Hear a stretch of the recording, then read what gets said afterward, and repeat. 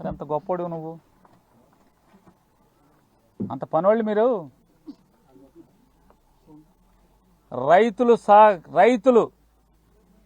సహకార సంఘం ద్వారా ఏర్పాటు చేసుకున్నటువంటి సంఘం డైరీ ఇవాళ ఎవరి చేతి కిందకి వెళ్ళిపోయింది? ఒక కంపెనీలాగా. ఆస్తి ఎవరిది? పాలించేది ఎవడ ఆస్తి కింద అయిపోయింది? ఇవన్నీ నిలదీస్తుంటేనేమో తప్పుడు కేసులు పెడతా ఉంటారు.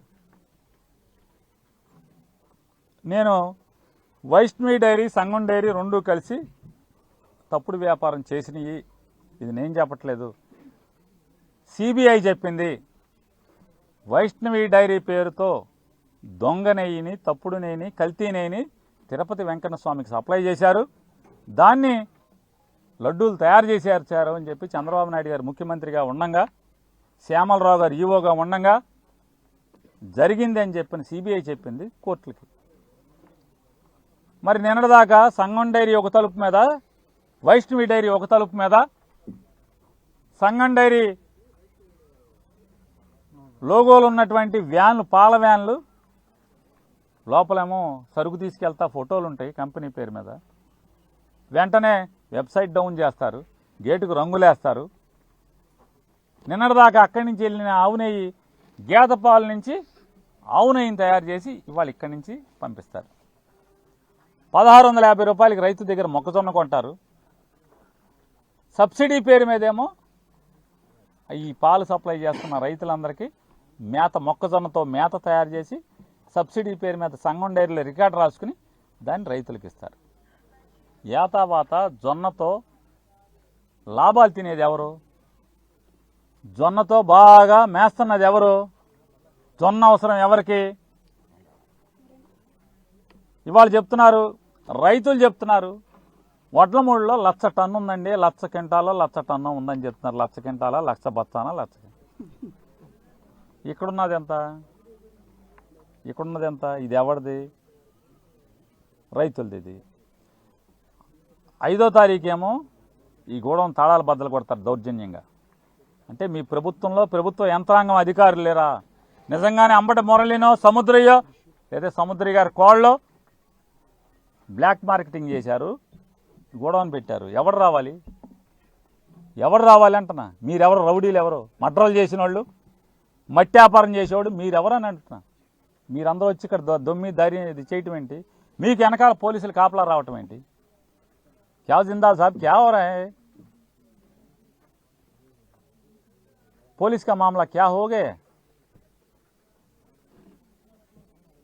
అరే యూనిఫామ్ ఉంది కదా.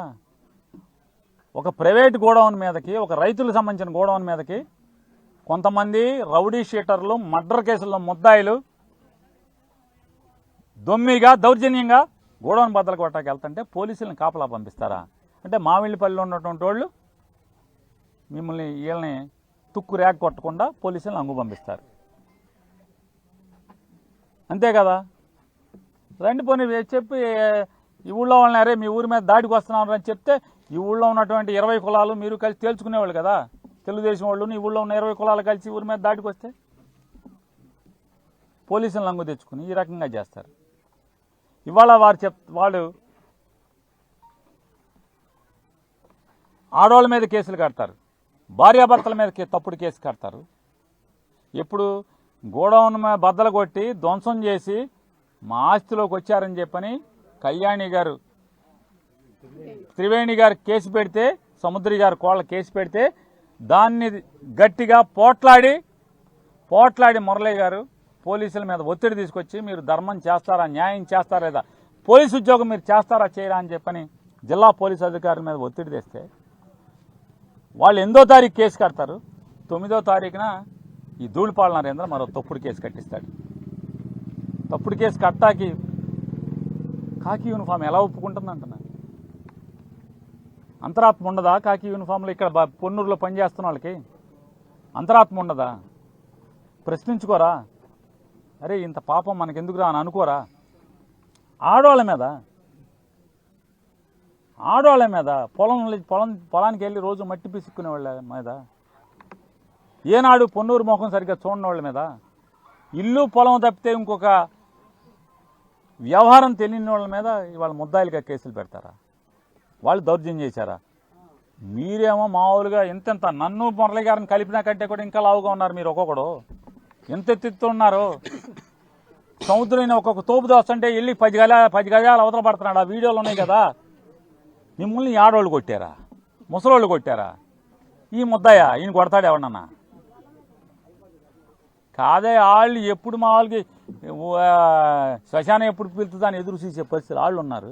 ఈ వయసులో కర్మకి 30 ఏళ్ళు నీ వెనకాల తిరిగి నీ జెండా మోసి నిన్ను గెలిపించిన కర్మకి ఈ మామిళ్ళపల్లిలో ఉన్నటువంటి కాపులు ఈ వయసులో ముద్దాయిలు అవ్వాలా? జైలుకి వెళ్ళి రావాలా?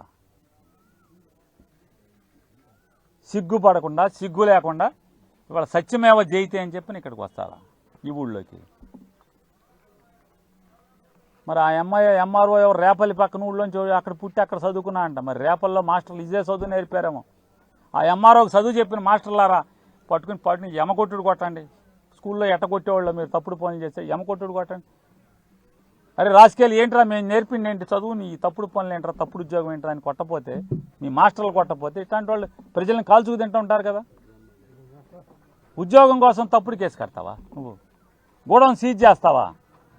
సీజ్ చేయడం లా అండ్ ఆర్డర్ అంట. సీజ్ కూడా కారణం ఏంటంటే ముందు రోజేమో మార్కెటింగ్ సెక్రటరీ గారు మీరు లైసెన్స్ లేకుండా వ్యాపారం చేస్తున్నారు కాబట్టి 5,000 పెనాల్టీ వేస్తాం, జాగ్రత్త లైసెన్స్ తీసుకోండి అని ఆవిడ చెబితే నోటీస్ అతికిస్తుంది. ఎంఆర్ఓ గారేమో మళ్ళీ ఒక సీలేస్తాడు. సీలేసేప్పుడు ఏమని ఇస్తాడు? పలానా తెలుగుదేశం నాయకుడు అంట, తెలుగుదేశం నాయకుడు కంప్లైంట్ చేశాడంట. ఏమని? రైతుల్ని ఏమార్చి రైతుల్ని దోచుకుని అంబటి మురళి గారు సరుకు కొన్నాడు రైతుల దగ్గర, కొని ఇక్కడ దాచుకున్నాడు, బ్లాక్ మార్కెటింగ్ చేస్తున్నాడని చెప్పని తెలుగుదేశం నాయకుడు కేసు పెట్టాడంట. ఎవడు కేసు పెట్టాలి? ఎవరైతే రైతులు ఆరోపణ చేస్తే నా సరుకు నేను అమ్మాను, ఇదిగో అంబటి మురళి గారి అకౌంట్లోంచి నాకు డబ్బులు వచ్చినాయి, నా దగ్గర మొక్కజొన్న కొని డబ్బులు వేశాడు, లేదా నాకు ఈ రసీదు ఇచ్చాడు, లేదా ఇదిగో ఫోటో నేను అమ్మినప్పుడు నాకు అంబటి మురళి గారి దగ్గరికి వెళ్ళి నేను మాట్లాడితే ఇదిగో ఫోటో ఇదిగో, లేదా ఏమీ లేదు నా దగ్గర సాక్ష్యం లేదు కానీ నా దగ్గర అంబటి మురళి కొన్నాడు నేను అమ్మానని ఒక్క మొక్కజొన్న రైతు అన్న కంప్లైంట్ తీసుకోవాలి కదా. అంటే దొంగ కేసు పెట్టాక కూడా మీరు వావి వరుసలు కానీ ఉచ్చు నీచం ఆలోచించట్లేదు. తెలుగుదేశం నాయకుడు కంప్లైంట్ పెడితే గూడౌన్ వచ్చి సీజ్ చేస్తాడు ఈ ఎంఆర్ఓ గారు. మార్కెటింగ్ యార్డ్ ఆయన ఆవిడ నోటీస్ పెడుతుంది, త్రివేణి గారు కళ్యాణి గారు త్రివేణి గారు ఆవిడ సౌందర్య గారు కోళ్ళ తప్పుడు వ్యాపారం చేస్తుంది, లైసెన్స్ లేకుండా మొక్కజొన్న వ్యాపారం చేస్తుందంట ఆవిడ.